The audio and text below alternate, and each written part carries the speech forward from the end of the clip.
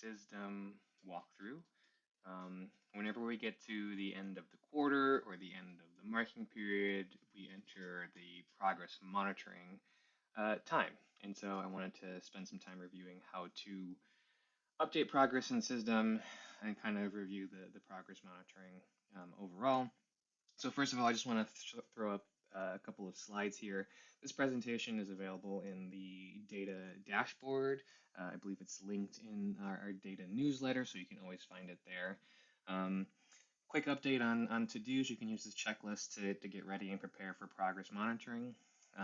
Everything under ensure that the system is up to date, you can do in the lead up to and while you're waiting for student grades and student data to come down.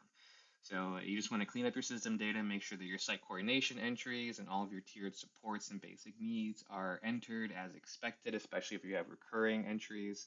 On the case management side, make sure your consents are uploaded and make sure that needs assessment support plans are completed for all eligible case managed students. Always remember that those who enroll within 2 weeks of the end of the quarter, it's up to you whether or not you want to progress monitor them. After your data is up to date, we can actually start entering new data through the progress monitoring. Progress monitoring in CISDM is the period of time when we enter in new data and update all of our metrics for our school-wide and student goals. So that'll be the bulk of what we do today, is walking through how to do that. Once your data is entered into CISDM for progress monitoring, we can pull it out using the goal achievement report and the school plans and summary reports, and then we'll use that data to complete the quarterly progress reports. So a couple of TQS reminders again. Case management, make sure that we're on track for monthly check-ins. Consent should be uploaded into CISDM. Needs assessment support plan needs to be complete. So if there's anyone who you're not doing a support plan for 2 weeks before the end of the quarter, just make sure you have a plan to remember to complete that support plan once the quarter ends. And then making sure that all case managed students have at least one tier 2 or 3 support is important. School-wide level, you want to get a sense of your reporting entries. We're looking for 1 reporting entry for each reporting team by the end of each quarter. And then, did you make an adjustment to your support plan? We know that support plan adjustments are happening all the time. You're adding supports, you're taking them out, you're changing the scope of them, you're developing new approaches. And so it's just a question of, are you documenting those in the system? And then finally, this is important just to get a sense of how we understand and measure progress in CIS. In general, progress is all about your baseline, your target, and which direction are you moving in. If your metric is moving in the direction of your target and improving, then we're going to call that progressing. If it's moving away from your target and not improving, then we're considering that declined. And then to be clear, no progress should only be used when the metric is exactly the same. The metric is unchanged. They got the same grade as they got the last quarter. They missed the same amount of days as they missed the last quarter, or they have a social emotional assessment. So, and that you haven't redelivered. So we'll walk through those in some of the examples. So coming into CISDM, we're going to start with the school-wide progress monitoring. And when you log into CISDM, you're going to fall in under the My Caseworthy tab. My Caseworthy is your school-wide supports and documentation. It's where your needs assessment lives. And so school-wide progress monitoring lives right next to your needs assessment. So come over here to the left-hand sidebar, go to school assessments and EOI, which is where your needs assessment data always lives. Again, when you load up, you will just see your one school. Don't be alarmed by all the red here. This is just about the end of year stuff coming up.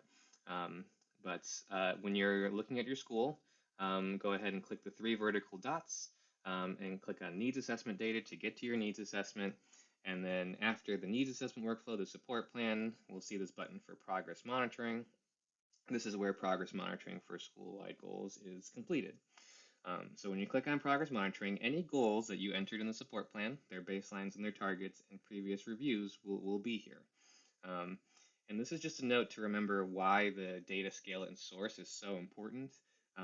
We have a metric for chronic absenteeism and a baseline of 25.7.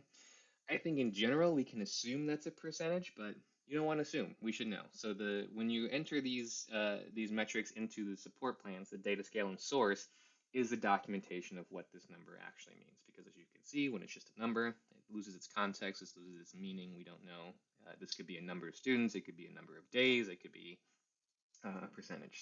So to complete progress monitoring, you come from the metric that you're going to monitor, you click on the three dots, and you click on progress monitoring. Pretty straightforward. Here's our data, scale, and source. So for chronic absenteeism, they use the United Way whole school information or the Cognos eSchool data in there. So it gives a little bit of a sense of where it is. And we would like to see also an indication of whether this is a percent or a number or a count. We can see previous quarter's progress monitoring, and we're going to create a new row for the third marking period. So the review date for all of your progress monitoring, student level, school level, anything should be the end of the third quarter, whenever that day is. Let's say in this case, the quarter ended on Friday, March 28th. So this is going to be the review date that we use for the school-wide and the student level progress monitoring. We'll click which period we're monitoring, and it asks the question, did we provide tier 1 supports for this goal? Just be, accurate, whether or not yes or no. In an ideal world, we are providing tier 1 supports on a regular basis, at least once per quarter for the goal. But there may be a reason why you didn't, and that's okay. But just click yes or no. And then always a little bit awkward is that we get asked about the progress towards the goal before we put in the numeric value. So in this case, we're just going to be entering in a number. So we're going to consult our data sources and get an updated number for the third quarter. And let me just look at the previous quarters. We saw progressing, we saw it declined. And so let's say that this quarter we're going to go back down from our 35% in January to just about 30%. Okay. So in this scenario, then in the first quarter, our chronic absenteeism rate was 22%. That was progressing because it increased from the baseline, or it decreased from the baseline. And in this case, we want chronic absenteeism to go down, and we can see that in the target. The target is 23. So we were actually exceeding the target in the first quarter, so that was progressing. Second quarter, the percentages went up, and you can see we have great notes and documentation over what this is and a little bit of other background on the metrics. So it's a really good example of what a note could and should look like in CISDM, but this declined. And so in this case now, since we've gone from 35 down to 30, we are progressing once again. Even though we're not meeting the goal, even though it seems a long shot that we would reach the goal of a 23% chronic absenteeism rate by the end of the school year, because it declined, or because the metric moved in the right direction, we're going to consider this progressing. And so that's sort of the logic that you have to do, and you can always come back and consult, this slideshow and other slides here that talk about how to measure progress from quarter to quarter and based on the end of the year to understand what you should put in here for progress towards the goal. Once you have the little box complete, you can click Save, and we're going to see this number appear under our third review, and the progress changes over here.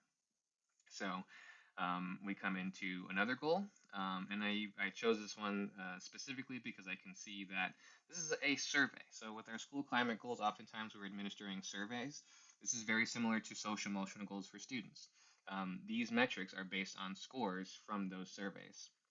And so in January, we have a baseline of 73. We want the score to go up to a 75. And you'll see that for the first and second marking periods, we did not update the baseline, right? The metric value was the same, 73, and the note here describes it. The value does not change because we will receive new values from the climate survey when it's re-administered. And so in this case, we will still progress monitor this for the end of the third quarter. And it's the third marking period. We provided tier 1 supports. And this one I can actually do very easily. So we didn't re-administer the survey. We don't have new data yet. So the metric stays the same as the baseline. And we're going to be on a no progress indicator. When you have something like this where you have the same metric because you haven't re-administered the survey, the difference between no progress negative and no progress positive is pretty marginal. I will say that we combine no progress positive and progressing when we consider how many or what percentage of sites or students are making progress or improving towards their goals. So in general, if you're looking at no progress positive, you should anticipate that when the survey is re-administered in this case, that you are going to have positive results. So if you're seeing a lot of fights, or if you're seeing tension, or if you're seeing a lot of concerns over school climate in your school, then you might consider it to be no progress negative. It's 73 now, but we think that maybe the survey would be lower at the end of the year. So that's one way to think about it. On the other side, if it's positive, if things are going really well, students are really buying into PBIS or whatever it is that's going on, maybe they're really participating in your support that you're providing for this, then you can anticipate that the score is going to be improved when you get the new score for this school year. So that would be the reason to put no progress positive. But essentially, no progress means that the metric did not change, and the positive or negative is your own sense or taking into account other data sources outside of the metric that indicate whether or not they're likely to meet their goal. We click save, and this is what your school-wide progress monitoring should look like by the end of the third marking period. You should see baseline, target, first, second, and third review. This data is going to go directly into your QPR. So the top box on the QPR, the school-wide progress indicators, you will see your goals, you will see your baseline targets and the reviews. So you can basically just copy and paste the numbers that you've already put in here directly into your QPR. So that is all it takes to do school-wide progress monitoring. It's very easy, but it is something that often gets overlooked, and we have a lot of gaps in school-wide progress monitoring right now in CISDM. So always remember to start, as a site coordinator, start with your school-wide progress monitoring. Sometimes this data also takes a while to get. So if the end of the quarter is coming up, you can always work ahead and think ahead and ask and start reaching out and contacting the people who you might need to contact to get data sources for your school-wide data, depending on what measures you chose. Moving on to the student level progress monitoring, we're going to come from my case review over to my case management, of course, just case management. And I already have my student dashboard pulled up here. The traditional way of doing progress monitoring, we're going to go student by student. We come to each individual student's dashboard, and we're going to complete the progress monitoring for them individual. There are ways to do this using a spreadsheet where we can upload the data, and if you're interested in that, you can reach out to me and ask how we do that. We've had a lot of success with that this year. This student has their needs assessment support plan completed, as expected. I mean, they've been enrolled since September, so we would expect that. But just to note that students are only going to show up as being available for progress monitoring if they have a support plan complete. So if the student does not have their support plan complete, then they won't show up in the progress monitoring. No goals will show up here. The only goals that show up in progress monitoring are ones that are assigned from the school support plan. So to complete progress monitoring, we click on the progress monitoring button, and we're going to see a similar table to what we saw for the school-wide progress monitoring, and we'll see any goals that are assigned for the student. In this case, we have an attendance goal, we have suspensions, and we have credits needed. So progress monitoring happens the same way. You click on the 3 vertical dots next to the metric that you're monitoring, you click on progress monitoring, and you'll open up this interface where you can create a new row and add new information for this student. Similar to the school-wide progress monitoring, the grading period assessment date should be the date that the quarter closed. We're marking in the third grading period. And then in this attendance progress monitoring, you're going to enter in the days excused and the days unexcused, and then the number of days in the marking period. So let's say we had 5 excused days and 4 unexcused days. The reporting period for a single marking period, a single quarter, the benchmark is 45 days. 45 times 4 is 180, which is the number of days in a school year. But you can always look at your calendar or ask and see how many days are actually in the marking period. This is important because this percentage, the metric value, is determined based on the number of days in the reporting period. So if I have 45 days, I'm at an 80% attendance rate. But if this quarter had 47, it's important because now I'm up to almost an 81%. And then on the other side, if it was actually only 42 days, because some quarters are longer and shorter than others based on the calendar, then the percentages come down. So there is value in being accurate to the day for how many days are in your reporting period to make sure that the attendance rates are captured accurately. Um, and so our baseline was a 97, and our target was a 90. Um, let's see, let's look at the first and second grading period. We had in the first grading period a 97%. It's pretty high attendance rate. The declined going into the second quarter here, down to 91%, and now we're down to an 80%. So in this case, the attendance rate overall is decreasing.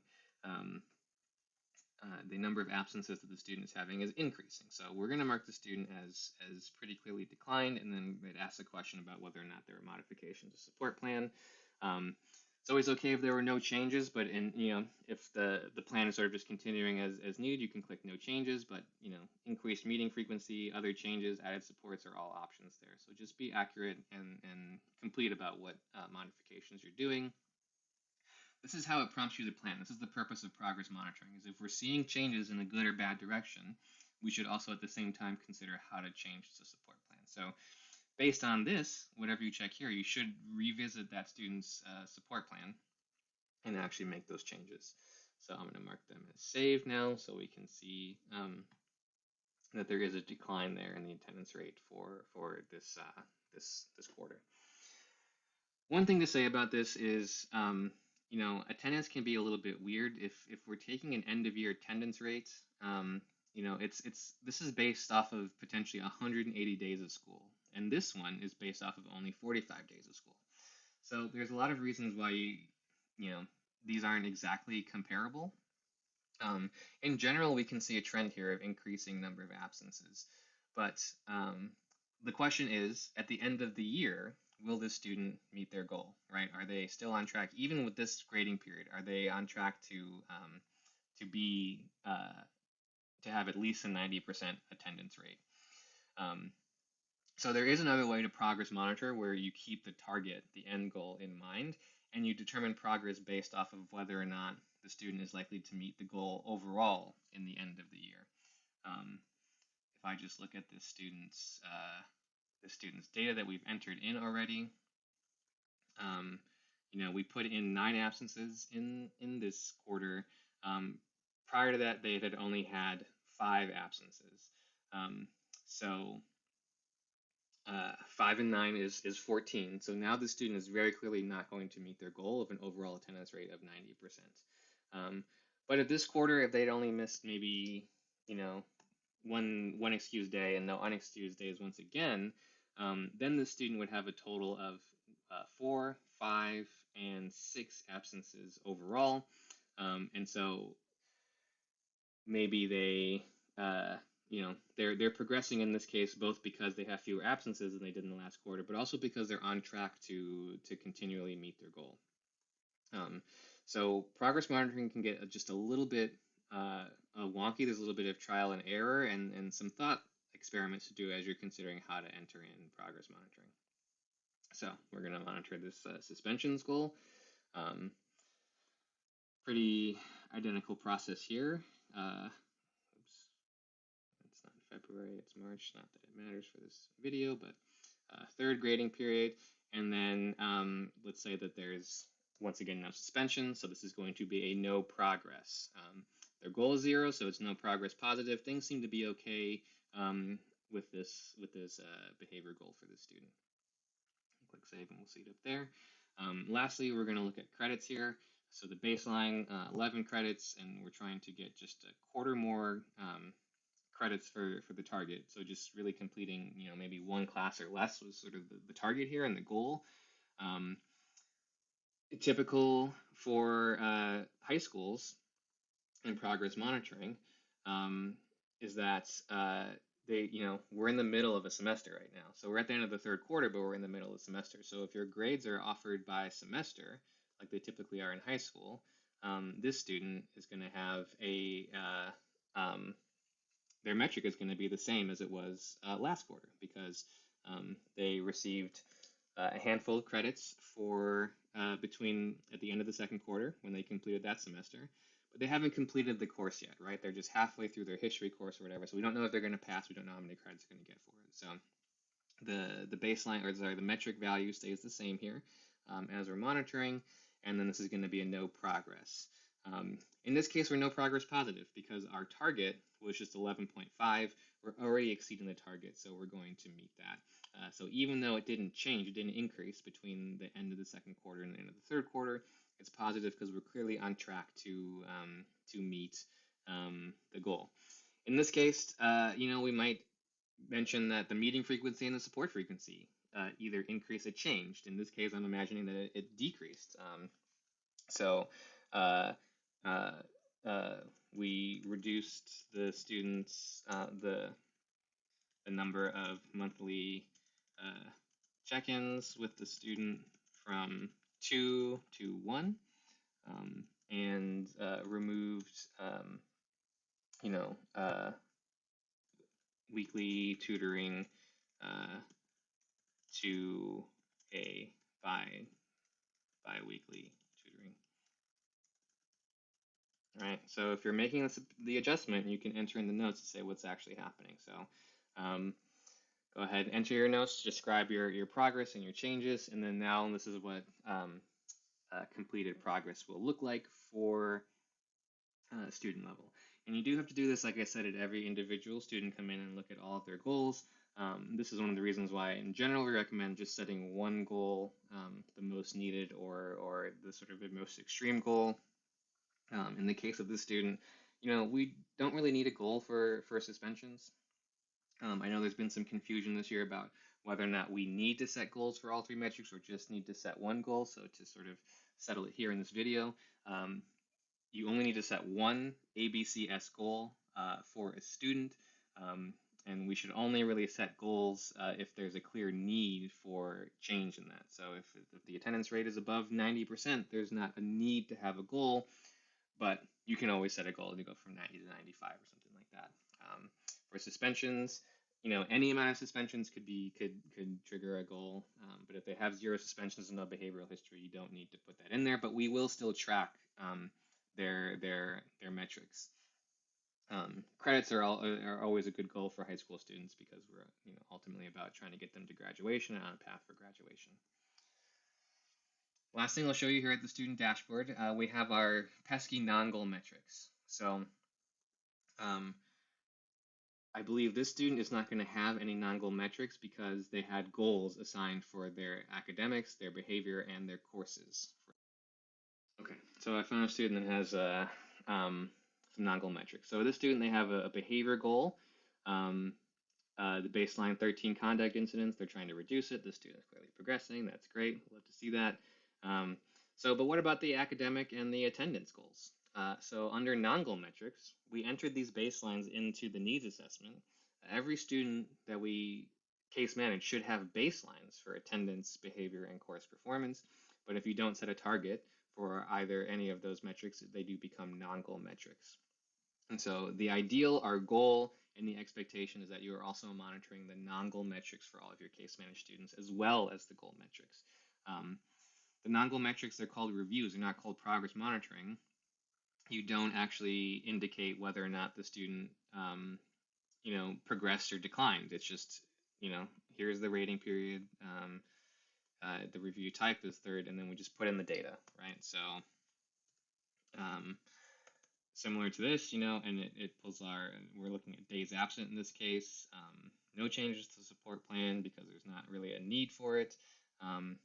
And we click save, and that's essentially the review, right? So the baseline was 4. We do see that now we're getting above, and this is the reason we do non-goal metric monitoring. So this attendance rate and the number of days, they missed 4 days in the previous school year. To date now, they've missed 2, 3, 5, 6 days. So if they miss 4 or more days in the final marking period, which is always, spring fever, summer gets, cabin fever, senioritis, even this is in elementary school, whatever. If it's possible they might miss 4 days in the final marking period, it might be worth setting this to a goal and doing some intensive attendance work to try to figure out why are they increasing their absences and how can we change that behavior. So the goal of non-goal metric monitoring is not to create more work for you and to make it difficult, but to actually engage in an intentional process of reviewing all of our students' data at the end of the quarter.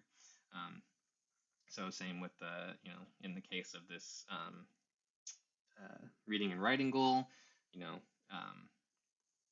doesn't appear that there's been too much changing, so we'll go in here and then update this one. We'll just say that it remains at a 3 now. No changes again for the frequency, for the support plan, and that's in there. So it's a quick process. You don't even have to think about whether or not it's progressing, but you do want to sort of note if there might be a justification for setting a new goal. So that is the second part of progress monitoring after looking at the goals. So again, at the student level, if you have the support plan complete, you're going to come into progress monitoring, make an entry to monitor the goal, say whether or not it's moving directly in the direction of the target or not, and then look at their non-goal metrics to look at their whole scope of student data and verify that nothing else is emerging as an area of concern. And so once all the progress monitoring is done for your students and your school, you are prepared to enter that data into the progress report. And I will once again plug that we have every quarter we have workshops for the QPR and progress monitoring.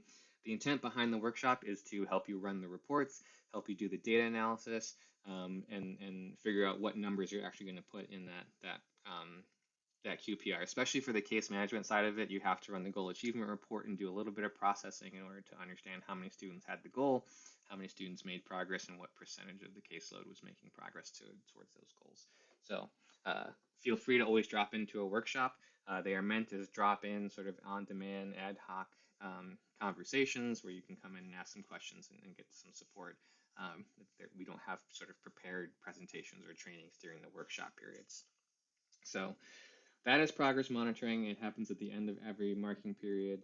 It looks a little bit different at the end of the school year because we'll do progress monitoring and final goal achievement, but we will cover that when we get to the end of the school year.